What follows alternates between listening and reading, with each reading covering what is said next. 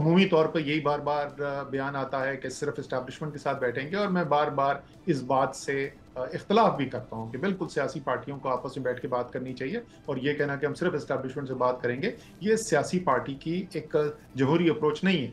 लेकिन जब वो बैठे, जब उनको वाकई में सीरियस दावत मिली तो वो बैठ गए। बैठने के बाद हुआ क्या?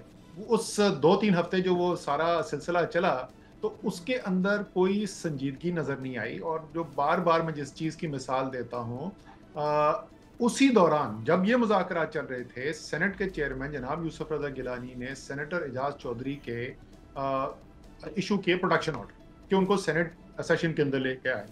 अब वो एजाज़ चौधरी अगर सेनेट के सेशन में आ जाते, कौन सा पाकिस्तान में बड़ा इनकलाब आ जाना था।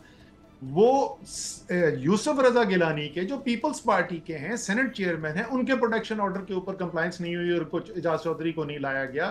तो हुकूमत को तो हाथ, यही हुकूमती टीम के तो पल्ले कुछ भी नहीं नजर आया ना। सब्सक्राइब करें और बेल दबाएं ताकि कोई खबर रह न जाए।